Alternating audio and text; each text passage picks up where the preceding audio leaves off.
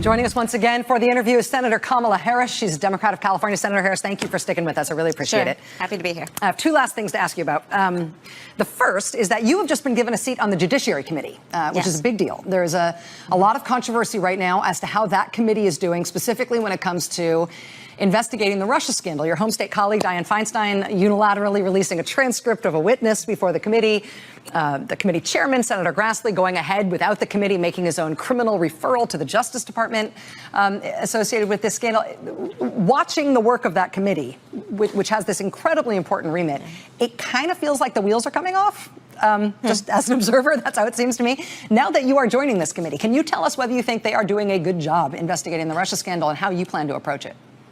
Well, Rachel, I'm also on the Senate Intelligence Committee, and we are conducting an investigation of Russia's interference in the election of the President of the United States. And so I can speak in a more informed way about that because I'm now just 1 week on the Judiciary Committee.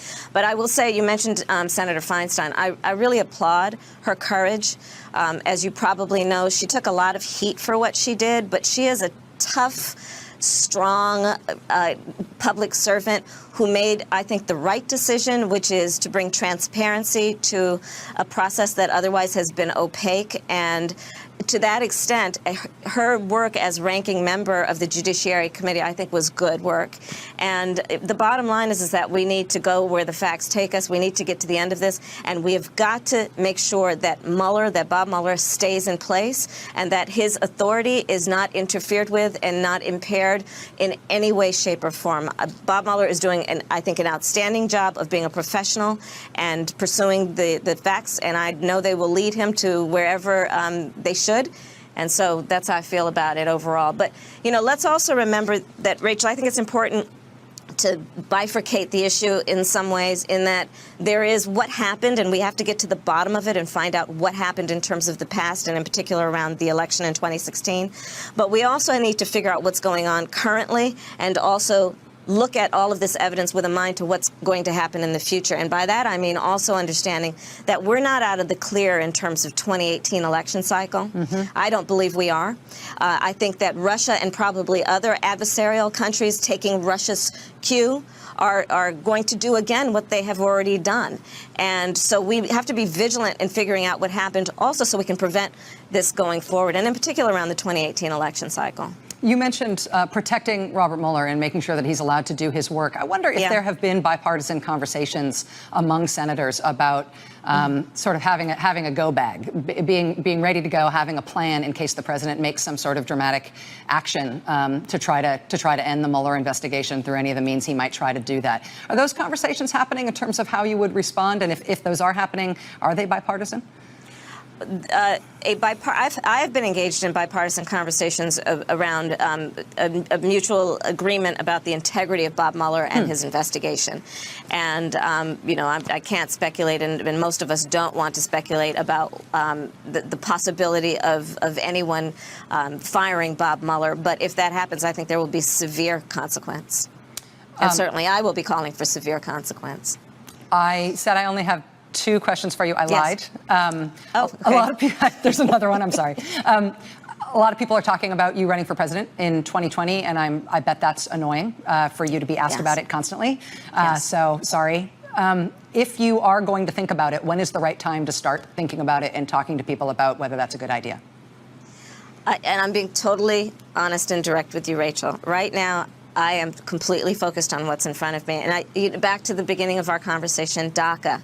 We have every day 122 of these kids who are losing their status. Since the decision was made and announced on September 5th of last year, over 15,000 of these kids have lost their status, which means they are afraid that at any moment someone's going to take them. They cannot work now because they've also lost their authority to work when they lose their status.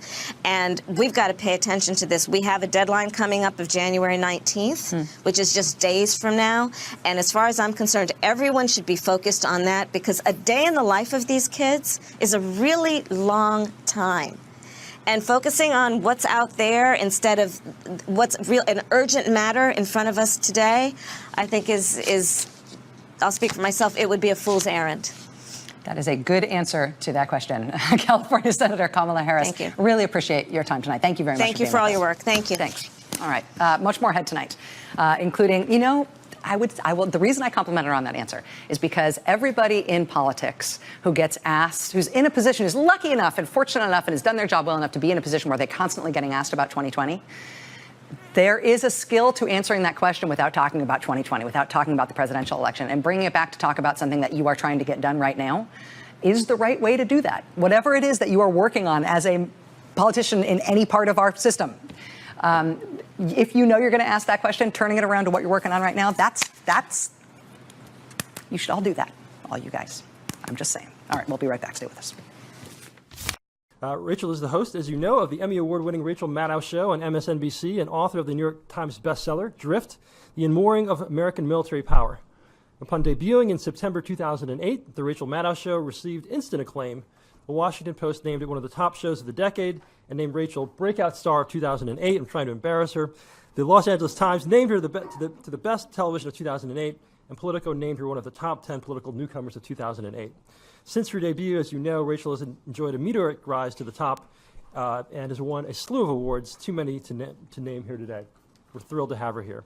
And interviewing Rachel is our very own Lord Mervyn King. As you know, Mervyn is on the faculty. He's the Greenspan Professor of Economics here at the Stern School, served as Governor of the Bank of England, was knighted in 2011, made a life peer in 2013, and is practically a member of royalty, as it were. So please join me in welcoming Lord Mervyn King and Rachel Maddow.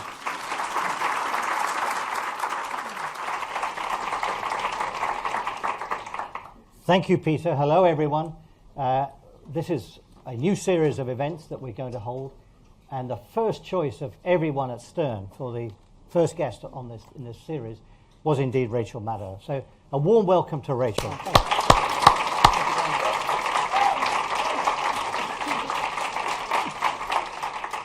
Now, the Rachel Maddow Show is different. It's a news program, but it doesn't have the bland balance of reporting that you get from many of them. It's an edgy show. But interestingly, it's not based on opinions. It's based on facts. You keep finding amazing facts from all over the place. Why did you decide to create a news program like this? And why do you think it's so popular? I thoroughly embrace the premise of your question, which is that it's so popular. That's a nice place to start. I came to being on television from being in radio, and I came to being on television as a person who did not have a television because I did not feel that I needed one, because I did not feel like there was anything going on television that required my attention other than football. And I figured out a way to pirate that through the laptop, watching through Bulgaria. So Susan and I were illegally watching football, and other than that, there was no need for TV. And I think the reason that I wasn't moved by TV is that I felt like it was people discussing things I already knew. And my job in radio was to discuss things in the news, and I didn't necessarily want to listen to other people's opinions and, ape them. I wanted to learn new stuff. And so my approach to TV from the beginning was to try to do it in a way that would add more useful information to the world. And so I definitely will tell you what my opinion is, and I make no bones about where I'm coming from and who I am and what I believe, but I try to explain things in a way that add to people's understanding of the news and our country and our politics. And that is, I think that desire to explain things just has me approach things in a different way. How do you select the stories? Because what is different about your show is that it does have a remarkable number of stories that no one else would have imagined were out there, and you find them. How do you go about choosing these? I think I get more credit for that than I deserve. I think I talk about a lot of the same stories that other people talk about. I just talk about them in weird ways. And so the context that I provide is relevant to understanding something, or where I'd put something in a historical timeline. So you could, what I present as the relevant chronology might be different. But in the end, we're all dealing with the same things that happened in the world today. I do make an effort to try to read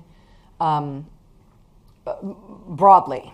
First, I don't read other opinion. I don't read anybody else who's commenting on the news. I try to kind of put blinders on about that because I don't want to absorb anybody else's opinion.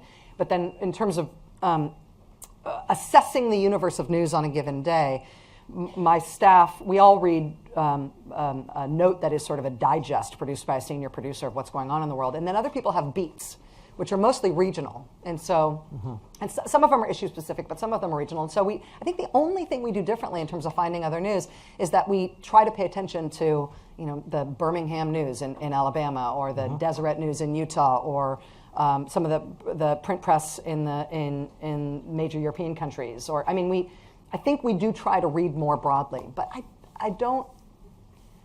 we try to tell stories in new ways. I'm not necessarily sure we always tell new stories. You've managed to avoid the temptation, which a number of radio shows and TV shows have fallen into, of having someone expressing sort of outrage at what is going on. You actually produce facts for your viewers. That is very different. How did you decide that this was going to be your approach? When I first started getting booked on television, I was coming from this radio world. I was working, my first radio job was in an unrated tertiary market in Western New England. Like, literally nobody in the market paid for ratings, so who knows who was winning. And then I went from there, and I ended up getting a job at a national talk radio outfit called Air America, which existed for 5 minutes. But from there, we started right around the time of the 2004 election, and one material consequence of that is that the bookers from all the cable news shows in the world saw us as fresh meat, liberals that you can put on to fight with conservatives, because that's what cable news is supposed to be about. And so that's how I was fed as fodder into that machine as a liberal starting in 2004, and it was just a Punch and Judy show. We'd put you up. They put me up with the first time I was ever on CNN. It was the bald guy who went to prison for Watergate. G. Gordon Liddy. Me and G. Gordon Liddy. I was like, you were in jail when I was born. And I was like, oh, that's a weird thing. And then I would get matched up with Pat Buchanan, and Pat Buchanan and I would fight. And I think World War II was worth fighting, Pat. And like it was, we'd have these great fights, and it was civil mostly, but and it was sometimes fun, but it was also in the end just kinetic activity. It was a fight for the purpose of having a fight. And so I don't say that has no value, and I don't say that it isn't fun sometimes. And actually I get along really well with Uncle Pat. But when I got my own show and I got to be in control of programming, I sort of vowed I would never put anybody in that position. I don't want to fight just for the sake of fighting. And I also don't want sort of empty expressions of outrage for the sake of emotional display. It's okay, I think, to show a little bit of emotion, to allow yourself to be read in terms of how you are reacting to something, but a little goes a long way. And too much, I think, is toxic. So an awful lot of TV shows do have, the presenter in the middle, and then they have two guests, and these two guests are supposed to attack each other and say, and it ends up being a rather pointless exercise, predictable and rather pointless. You haven't gone down that route, but when you started, it was a bit of a gamble for NBC, wasn't it? Yeah. Were they very nervous about it? It was a weird, maybe it's just, poor judgment on their part. I don't know. But when I started, they gave me my show in 2008, and MSNBC, the network that I'm on, had started to become sort of identifiably liberal, at least in some hours of the day, just a couple of years before that. The first breaks, I think, happened around Hurricane Katrina in 2005, and there started to be sort of interruption of what had been previously a pretty rah-rah approach to the Bush administration at that point. And I think that was the anchors being honest about how they felt. I think it was also them reflecting the way the country was kind of started to turn against the Bush administration at that time. And then heading into 2006 and 2007, particularly around the Iraq War, it just felt like there was a business, I don't know if it was a business decision made. I think there was a sort of strategic decision made that there was room for that voice existed organically in the country, and that people had a hunger to hear things sort of from that point of view, or at least reflecting that back. And so they were already moving in that direction. I'm not sure how well thought out it was. It does sort of feel like it was an organic thing. I never remember there being some sort of big branding decision, we shall be liberal. But they were shifting that way, and that was definitely the moment at which they were willing to bring me on. But they did take risks. I was the first openly gay person to ever host a news show in the country. I'm not sure they knew how that was going to go. a woman hosting a primetime show, which is a rare thing. I'm a woman who looks like a dude who was hosting a primetime show. I mean, there's most of the women in cable news are very pretty, and that's not me. And I also wanted to do things differently. I didn't want to put on panels of guests. In fact, I wanted to put on very small numbers of guests. Yes. And when I started leading my shows with, 15-minute monologues that started with obscure historical references and stayed on them for a long time, I think there was a little agita. But, nothing succeeds like success. So you sort of got to prove that people want it. Last week on the show, you had a fascinating piece in which you went back 4 years to a speech by a former Supreme Court Justice, David Souter, who talked about the need for democracy to require an informed electorate. An educated electorate is necessary. And he said at that point that if people at the center of government couldn't solve the problems that people saw in front of them, it would open the way for someone to say, if you give me all the power, I will solve the problems. Very prescient in the light of this year's election. Why do you think people have got to the stage of being potentially or partially receptive to that message in America today? He gave that answer in response to a question about civic education, about whether or not Americans have lost something as we have moved away from the expectation that through public schooling everybody will get a little bit of an education in civics. And I think it's a very profound point that he was making, but it's also very, very specific. He was saying, if we do not understand enough about the way that we are governed, the way that we govern ourselves, that when something goes wrong, when something isn't working in the country, we don't know enough about our system to know who is responsible, who ought to have made that better, who you should go to redress those grievances, or who caused this problem, then you, in an inchoate way, blame the system. You assume that democracy doesn't work, that our system of government doesn't work, and you're willing to hand it to somebody who says, it's a disaster, the country's a disaster, your government is a disaster, everybody's stupid, I'm smart, I'll do it. And it's for not, every society has problems, and in every era of American life, we've had in seemingly intractable problems. But his argument is that what's different now is that we are ignorant, willfully or otherwise, about how government is supposed to work to solve these problems. And that is fixable, which is, I think, the hopeful thing about what he said, even if it was scary how much he predicted what's going on, I think, with the Republican presidential nominee this year. So let me contrast this with FDR, who did a number of things to almost take control in the presidency of issues where people thought, hang on, he's stretching the powers further than was ever expected. But people looking back say, well, he did solve the problems, and on the left, he's regarded as a great hero. But he did say, if you give me the power, I will solve the problems, did he not? Yeah, absolutely. And he pushed things further than they could go. The rebuff of him trying to pack the Supreme Court. Yeah. It infuriates me when people say now, when a judge is nominated to a court, they say, oh, he's packing the court. No, packing the court is actually a thing.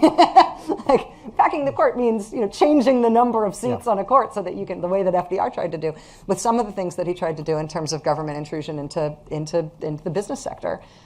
He was rebuffed in ways that no president will ever be able to even try to do it again, or at least there'll be a constitutional bright line there for him. And so, FDR, I think, was motivated because of the challenges he saw facing the country. I think what he saw as existential challenges facing the country, economically in particular, to try to do everything himself. And the country, had he not died in office, how many terms would FDR have had? There's a reason we had to change a lot of systems after FDR was gone. His effectiveness as a leader, I think, is separated now from the way that we view that instinct. But it shows you how hard he pushed, that he had to get pushed back. If we turn to this year's election, in many ways Donald Trump looks like the perfect candidate to run against out of central casting. And yet, despite the fact that he might have been tailor-made to be the ideal opponent, he will probably get over 45% of the total people voting for the two main candidates. What do you think are the frustrations in the American people that lead them to be willing to cast so many votes for someone who, on the face of it, looks like the candidate from hell. He doesn't have the, twirly mustache ends, yes, but I mean, listen, in some ways, I'll take issue with the premise a little bit. In some ways, I think that Donald Trump is a very, very good candidate. The Republican primary process was, on paper, designed to produce what you'd expect to be the most competent candidate. I mean, you'd expect somebody who get through the primary process to be, especially with the bench that was out there, right? For all these former senators and governors and previous candidates and people who, in the case of Chris Christie, people who they'd been clamoring for him to run in 2012. So all of these very plausible candidates, all running against each other, all running hard in an interesting campaign finance environment in which they were, Jeb Bush had $100 billion, but a lot of other people had their own billionaires too, and they were all going to be able to compete on money. And you'd expect somebody arising out of that competition to be tested by fire and a very good candidate and really ready for the general election. Whereas Hillary Clinton is going to be running against Bernie Sanders, and that's it, really? Instead, what you ended up with was Bernie Sanders running a really good campaign against Hillary Clinton, and on the Republican side, Donald Trump just dominating. And I don't think it can be blamed on, Bobby Jindal being unexpectedly terrible, or, or Chris Christie being unable to get out of his own way. I mean, there were failures at an individual level, but when you've got 17 of them, stop thinking it's an individual problem. Donald Trump did very, very well running against those guys, and he did it by seeming different than all of them. He allowed them all to split all of the different types of Republican vote, always leaving himself outside the competition that they had amongst themselves. And he was masterful in his media strategy. And I know that everybody blames us in the media for how much TV time Donald Trump got. But Donald Trump did that as a political strategy. He made sure that every time he opened up his mouth at a live event, there was a very good chance that he was going to say something that drove people absolutely crazy. By breaking a taboo, by insulting someone to a degree that they would have to respond, and they would likely respond in a way that would also make news. He would unveil some outrageous policy that nobody could see coming, a ban on Muslims, right? He would do something that was politically sort of earth-shaking almost every time he opened his mouth. And so that guaranteed, in the economy of news, that every network it would pay to have a camera there and a correspondent there, as well as your microphones there, because when something happened, that was going to be the news. And so he got live coverage. And who was going to compete with that? He's not the world's greatest speaker. He's not actually that charismatic a person. He's not a great orator. He's boring when you actually read his speeches. They don't make very much sense. But, I don't mean it in an ad hominem way, like read his transcripts. When you read Sarah Palin's transcripts, there's a little poetry there. Like, she's a little wacky, but they're hard to follow, but she has ideas. Donald Trump just reiterates these same three-word sentences with single syllables. But he's good at making you expect that something's about to happen. And that is a form of political media strategy that dominated all of those other supposedly good politicians. And he won fair and square by a lot. And I think the Republican Party has to answer for why their traditionally skilled candidates couldn't stand up against it. Does this pose a challenge not just to the Republican Party, but to the Democrats as well for the future? If someone can be outrageous and get publicity, and publicity is a prerequisite of being a serious candidate, then this is a very bad incentive. Someone who is calm and reasonable, and you might think would impress this audience if they explain their policies, might actually not get any coverage and find it very hard to break through. And if the debates are going to be chosen on the basis of who's in the opinion polls, then you've got to do something to get your head above water and to be noticed. Yeah. How is this going to play out in the future? Well, I think in the short term, I don't have unique insight into the way the Democrats are approaching this, but I think that part of the reason the Democrats are competing in Utah and in Missouri and in, maybe not Idaho, but, Arizona and all these other places where it's not just that they have a chance. They don't actually have to win those places in order to beat Donald Trump to 270 electoral votes. I think part of the reason they are competing in these places, Indiana, these other places where they don't have to win, is because they want to send a message about a person like that not being worthy of the American people's vote. And they want to beat him all over the country.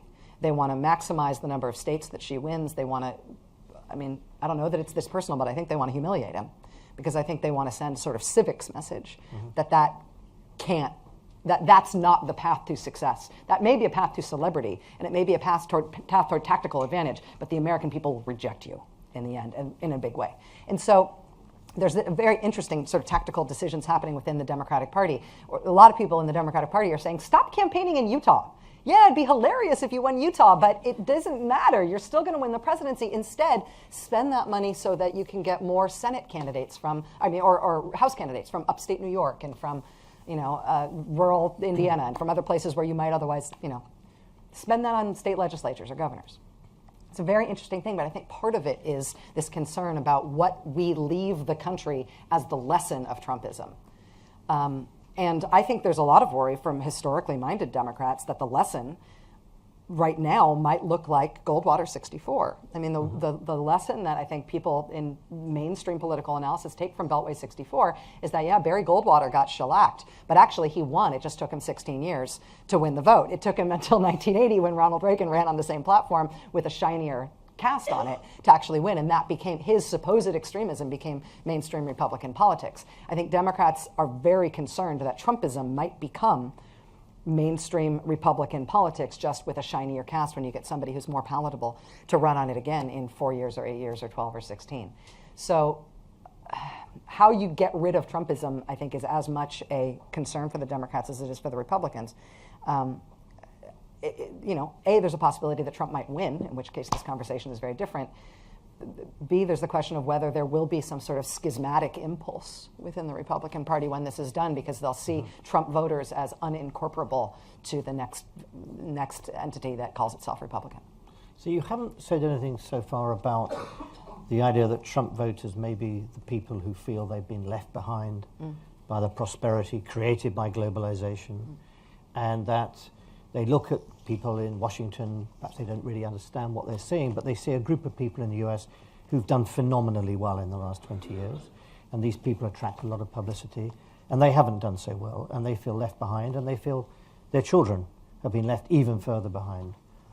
Are these not the people whom Trump is exploiting, and doesn't that pose a big challenge for the next president? What's remarkable is that those folks would pick a real estate billionaire from New York. It is, but that's that goes to the heart of your question, right? Which is, if those folks that you were just describing are an important political force and an important sociological segment to sort of reckon with in terms of American growth and globalization, then how do their needs get constructively challenged into a way that's politically helpful to them? Electing Donald Trump will not address meaningfully the policy needs of that group of folks. It really won't.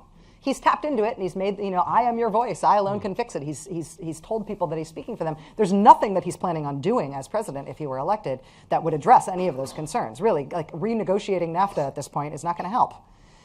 And that's the most substantive thing that he said he's going to do. Yes. Well, that is certainly true, but on the other hand, none of the other candidates on the Republican side, nor I think Hillary Clinton with her links to the establishment, having been there for so long, appear to offer much prospect of change. Yeah. So it seems to me that the argument would be, he's a bit wacky, but under him, that's the only chance of things changing. Just because he'd be a shock to the system? Yes. Yeah. That seems to be the basis of it. It is a strange argument, though, substantively. I mean, that's essentially the argument that was made in the Las Vegas Review-Journal editorial endorsement of Trump yesterday. It's just the first major newspaper that's endorsed Trump, and it's run by Sheldon Adelson, who's a very, very, very, very, very wealthy Republican donor. And their argument was, we can't vote for Hillary Clinton. We have to vote for this flawed candidate because we've got to change this system that rewards the wealthy. Well, okay, Sheldon, we should vote for Donald because we're worried about rewarding the wealthy? I mean, okay. There is something that's, the diagnosis of the problem is not wrong. The proposed solution is insane. Yeah. And eventually somebody will figure out how to offer a more sane solution to that very real problem. I think that, honestly, that the Clinton-Kaine administration, if they win, is going to have to set about doing that, and I think they're cognizant of that. I mean, I think that when you look at their politics and what they're talking about and the way they campaign and what they're trying to offer, they may not embody the form of change that people want in terms of a shock to the system, but what they're offering substantively is a lot of stuff that would help. So there's a very interesting scene in the film Primary Colors, which was this fictionalized version of the Bill Clinton campaign back in '92, in which John Travolta, as Bill Clinton, goes into a textile factory in New Hampshire, and these people have lost jobs and their wages have been squeezed, exactly as we think has happened to many people today. And first of all, he does it, of course, in his own unique way, is to empathize with the group and really explain how, as a poor boy from Arkansas, he understands the problems that they're facing. But then he goes on to say to them, but I want to tell you I cannot bring the jobs back. And he explains why, but he explains what he will do for their children. The next generation will have better education, which will enable them not to suffer from the decline of this industry. And they give him a standing ovation because A, he empathized with them, and B, he's being honest with them. Yeah. The trouble is that the successor, now his wife, it's very much harder for her to do that because the next 25 years actually didn't do a lot for the children and the next generation, and the problems are still there. I mean, is this not the challenge for the next president? Yes, and it's a challenge for the two-party system. I mean, part of the reason that Donald Trump is going to get 40 to 45% of the vote, if things go as they do now, is because we've decided that we have partisan tribes, and you're born into one, and it's almost like we're politically segregated. You vote based on where you live. That is not a helpful way to divide the country in terms of having good political arguments. What the Democratic Party says it believes in and says it stands for is the prospect of working class people in this country and middle class people in this country. And when Bill Clinton did his sort of new labor reinvention of the Democratic Party in the 90s, he was the one who expanded it from saying the Democratic Party stands for working people and the middle class and the wealthy. He tried to say we're for everybody. But supposedly the roots of the Democratic Party are for people who sign the backs of their paychecks, not the people who sign the front. And that is something that Democrats have gotten very woolly on. That's what Bernie Sanders banged like a drum so effectively throughout this primary. I think it's what Elizabeth Warren and her sort of wing of the Democratic Party right now stands for super aggressively. The Republican Party actually has had a few people over the years who have tried to recast the Republican Party as standing for that part of the country. Rick Santorum, for how ridiculous he was on social issues, to the point where it almost occluded everything else about him and you couldn't understand anything else he was saying, actually had a great populist message that sounded more like John Edwards than anybody else in terms of talking about the poor and working class and middle class sliding into working class and working class sliding into poor, and there being no route out of it anymore the way there used to be. Mike Huckabee, back in the day, before he became a weight loss guru and all the other crazy things he became, Mike Huckabee also had a lot to say on that issue and made some decisions as Arkansas governor that were substantively really good in terms of economic inequality and economic opportunity in that very poor state. So there have been these impulses, but neither party is sort of natively and organically oriented that way anymore. They both fight it, and big money and corporate money in politics helps that. Drives you into the moneyed interests in terms of who actually funds you. And it takes these aggressive ideological challenges from the left within each party in order to try to bring them back to that. Let me ask you one more question about the future of American politics. When I started studying American politics, I'd never been to America, and I had this wonderful vision that these great colourful figures would travel across the US on trains, and every time they'd come through a small town, the train would stop and they'd stand on the back of the train, speak to the population, their vision of the country. Now we seem to have got to a point where they're surrounded by pollsters who design individual messages for individual voters. And you had a fascinating piece last night on the show about redistricting, thinking about clever ways of using money, knowing that redistricting will take place down the road. Let's focus on winning the small elections in smaller states, smaller regions, in order to get control of the redistricting process. Right. It's become super scientific. Yeah. It's the Moneyball theory of politics. Is this bad for our democracy? Can we do anything about it? It's super exciting for political analysis, I will tell you. When you actually have something to talk about that involves math instead of just like, who can string a sentence together and who's got a sex scandal and who's like the personality candidate-driven policy analysis, such as it is mostly theater criticism. And it's frustrating and it gets boring over time, even when you've got candidates as rambunctious and over the top as people like Donald Trump. So as somebody whose job is to explain what's going on, for me, people will say, you know why these guys who have never met a politician from Alabama just spent hedge fund money earned in New York on an Alabama state Senate race? It's because the Alabama state Senate race, that particular seat, if it flipped, would flip control, which means after the census, they get to redistrict, which means Alabama will never have another black member of Congress. Like, ta-da! having processes like that to observe and unpack and explain, to me, it makes my work very rewarding. In terms of whether or not it makes it less inspirational to cover American politics, I mean, I find intellectual ambition to be inspiring too. We did a thing on the Lincoln-Douglas debates not long ago. I mean, they really did, stop at all these little towns across Illinois and get tens of thousands of people to turn out and watch those debates, and they're so amazing. And Lincoln and Douglas were both incredible orators. And boy, you look back and Douglas's arguments were pretty terrible now, but they were really well delivered. But Douglas won. That wasn't the presidential. That was the Senate race in Illinois. And as brilliant as Lincoln was in those debates and as beautiful as that process was, Douglas was the bad guy.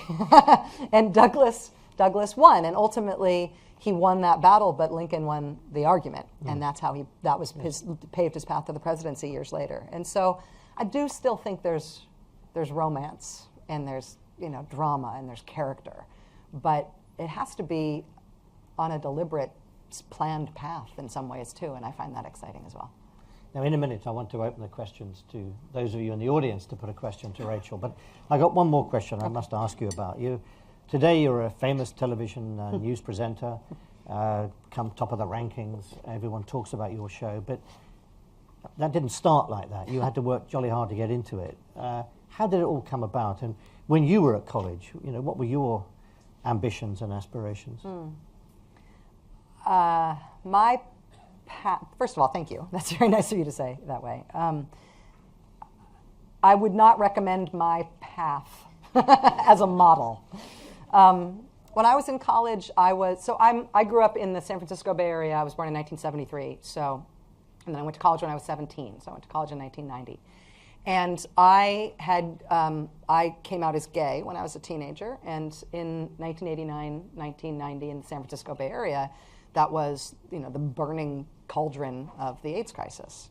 And so I was coming out, recognizing myself to be part of a community that was absolutely under siege in a way that was galvanizing and scary and more important than it felt like anything else was going on in the world.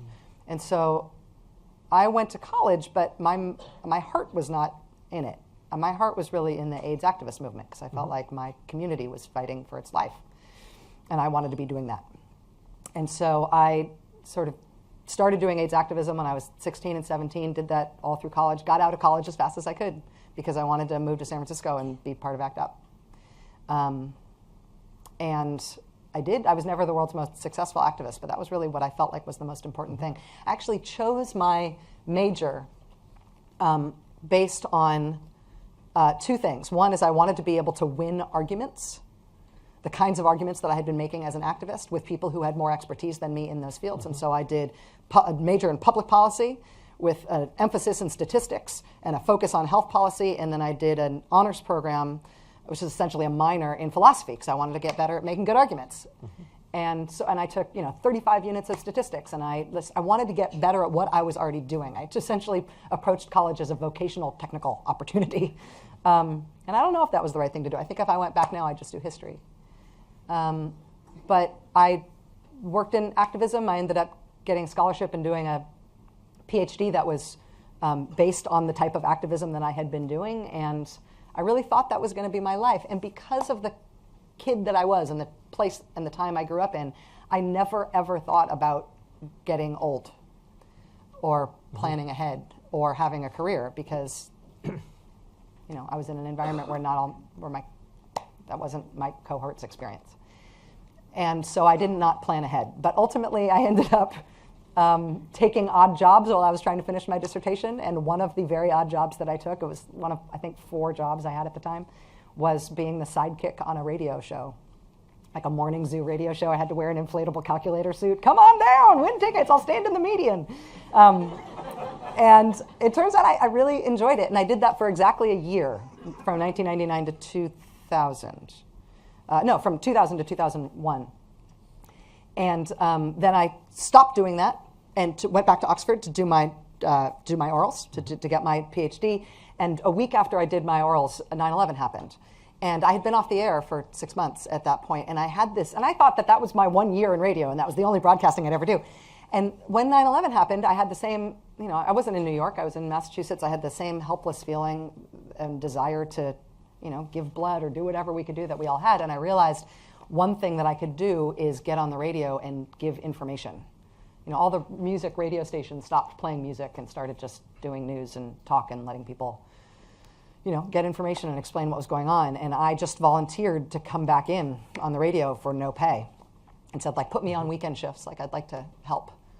And again, I didn't do anything profound, but I realized that I missed that opportunity to explain stuff to people about what was going on in the world. And that is how I ended up doing this. It's a weird It sounds path. as if you followed what you really believed in, and serendipity took care of the rest.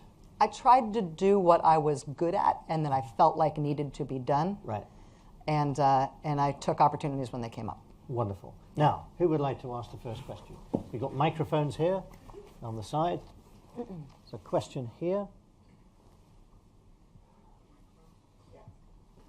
It's on the way. Can you please keep the question short and just say your Yes, name? it will be short. My name is Jonathan. Thank you very much for speaking with us today. In short, my question is, it seems as if there have been more threats against the objective portrayal of the news. Commercial interests have always had adverse effects with the objective portrayal. My question is, what can be done to better align the business case of the news and the objective portrayal of information that you believe is important for us to know today?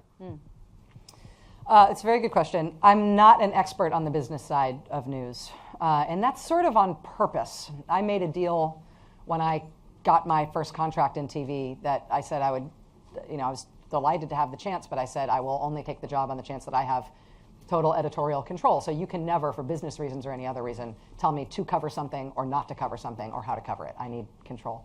And because of that, because that's my overt agreement with my bosses, they don't involve me in discussions that maybe other people in my part of the business do get involved in terms of what business pressure is driving you toward. They don't tell me this is rating, therefore cover it. In the more holistic sense, in terms of the overall business, you can't engineer people's interests. And the news business is mostly a private business. And so people are going to demand what they want to see, and that's what will become remunerative, and then there will be more of it. And I think that's a process that's very hard to interrupt. That said, I think that there is a public service interest in making sure that we've got professional news. A lot of the ways that they've tried to deal with it at the local news gathering level is by getting rid of reporters and editors and instead doing self-reported and citizen-reported news. And that's exciting because it gets lots of people involved, but there ought to be an editor and there ought to be journalistic standards. And when we lose that at the local level, whether it's local TV stations or local newspapers, that is something as a country that I almost feel like we need a AmeriCorps type investment in. I don't know that there's a silver bullet for it, but I do know that what people say they want and what they want is different. Everybody says, God, I just want in-depth, investigative, straight up, totally objective, PBS style, long form reporting. That's all I want. That exists, and it's not what people choose when they have other options.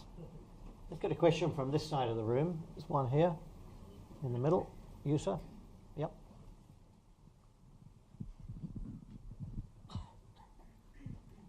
Hi, my name's Matthew.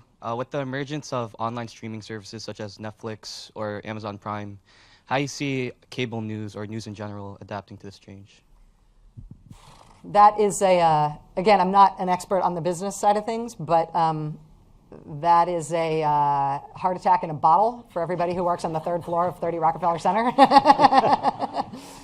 There's very little live television anymore, right? There's sports is live, right? And it's more fun to watch the game live than it is to watch it time delayed.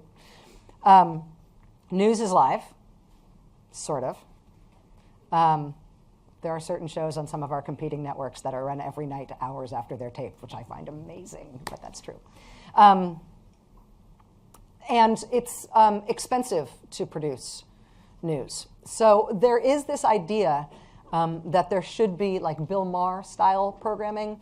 Netflix did Chelsea Handler, who did like a topical talk show news approach thing. There's been, Vice is going to be doing a thing that's going to be streaming, that's going to be apparently some sort of daily news thing. The problem that people haven't figured out is that those streaming services almost always have a quality of time shifting to them, and news is a thing that's very hard to time shift. So I don't know. I mean, I don't know. I'll tell you one thing. If Donald Trump is elected on November 8th, I know that I don't get Thanksgiving off. Right? Like, November's going to be very busy because people are going to be freaking the F out. If Hillary Clinton is elected president, I probably get Thanksgiving because people sort of know how things are going to go. And there'll be a lot of news to cover, but in terms of the like energetic, live, focus, you can never go home feeling at my work, that goes away. And it's more likely than not that Hillary Clinton will beat Donald Trump, and then we'll go back into a very normal news setting. And I don't know how many cable news environments survive 8 years of that. Question? Have you got, Yeah. okay, one here. Yeah. Yes, by all means. You got the microphone? Yes, you. The microphone was just behind you, but now it's just coming. Right here, it's just two coming. rows down. There you Here go. we are. Great. Thank you. Awesome. Hi, thank Hi. you. My name is Alex.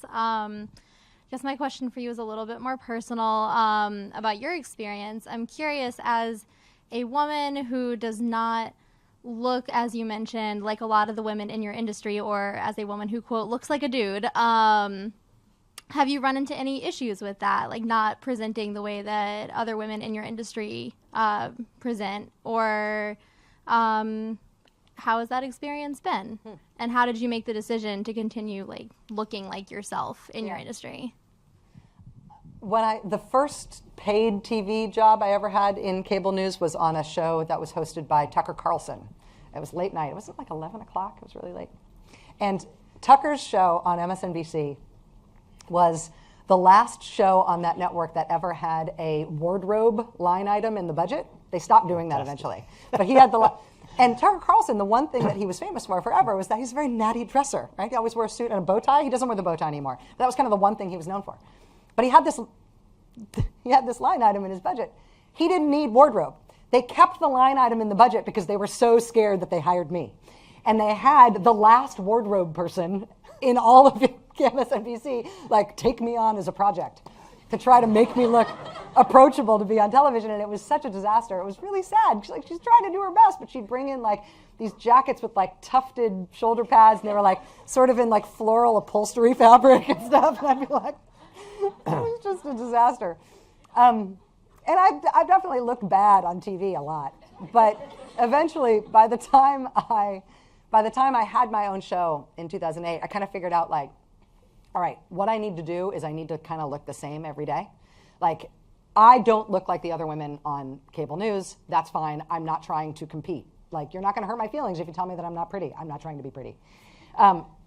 But I don't want the visual of me to be so distracting on a day-to-day basis that becomes the way that people talk about me being on TV. Like, get used to me once. That's it. And then I'll always... So I think of this as like my jumpsuit. It's like I zip into it every day.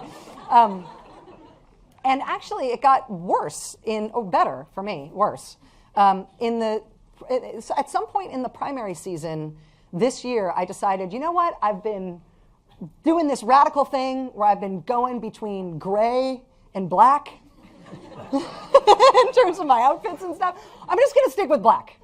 And so I did. I went and bought like 5 shirts like this. They have a slightly lower collar. They're all the exact same thing. And then I have like 6 of the same jacket, and I just wear, it's like a Guantanamo jumpsuit.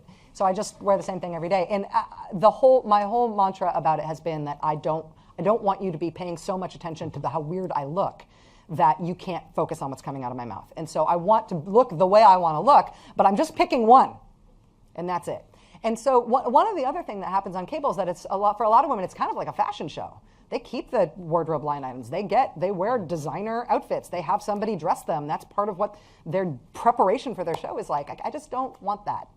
And I'm happy with how I look, and I hope that it's just sort of disappeared. In terms of whether or not it's ever been a problem for me, I don't know, because I've never been anything other than me.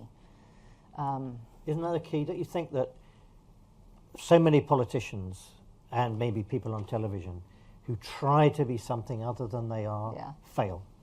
And the ones who succeed are the ones who just are themselves, and the most improbable people come out because people look at them and say, gosh, they're genuine. They're telling me something I didn't know. Mm-hmm. And it works, whether it's politicians or people on TV. It's the artificiality that people see through. Even if you present something that is weird or hard to look at or unusual, I mean, think about Bernie Sanders' hair. Yeah. You know what I mean? We've spent all of these decades thinking you're talking about Teflon politicians. Everybody has to be. Absolutely. You know what? If you can be a thing that's hard to deal with, if you give people time to get used to it. Yes. Like, give people time to get used to whatever is ugly or weird or quirky or discordant about you, but then just stay that way, because then the second and the third and the fourth time, I mean, we're now used to Donald Trump's hair too. You know, I mean, like, it just be the thing that you are, and eventually, if you have staying power, because people are interested enough in you, they will be inured to your weirdness, and it will no longer seem like the thing that is the only thing they can absorb about you. Now, in the show tonight, you have an exclusive interview with the next Vice President of the United States, Senator Tim Kaine. And what I want to do is to ask the audience here now to suggest 3 questions which you might put to Tim Kaine. Okay. Now, you don't have to tell us which one you're going to choose of these 3, because word might leak out to him. So we're not going to take that risk. Okay. So you will choose yourself which question to put to him tonight. Now, thank you for helping me do my homework. 3 questions from the audience for the next Vice President of the United States. Just Here's shout, one at the shout back. them out.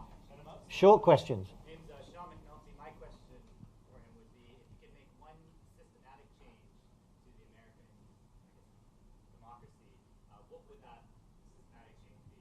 Mm-hmm. So if there was one systematic change to American democratic arrangements, what would that one change be? Yes, a simple example Yep. would be like term limits to Congress members. Yeah. Right. Or Great question. gerrymandering Number or 1. something. Got it. Number 2. Who would like to come up with number 2? Is there someone? The teal shirt in the back there. Okay. Yes. Hi, my name is Sark, and what value do you think third parties have in elections? As in, is the need to give people an avenue to voice their opinions greater than the need to maintain a unified form against two candidates? Excellent. So what is the value of a third party in the American system? Do we need it to give an opportunity for people like Bernie Sanders and others to express their views? I have no idea what he would say to that. That's super interesting. Question.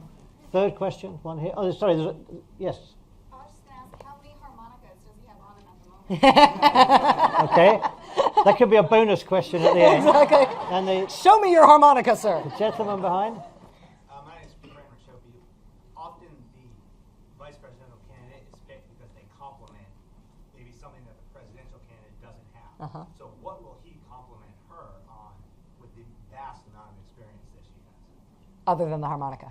Excellent. Okay. Well, we put together, I think, the remit for the Rachel Maddow show tonight. Yeah. And I think we should all express enormous appreciation to Rachel for coming along today. It's been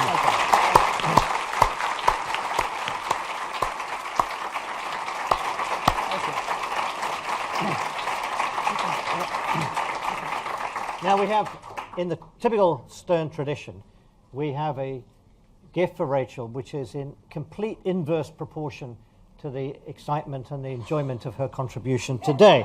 So it is a rather small present. That's great. But Rachel, thank you so much for coming. Thank you, Mervyn. Thank you. Wonderful. Thank you. Fantastic. I love it. Thank you. That's very kind. Thanks very much.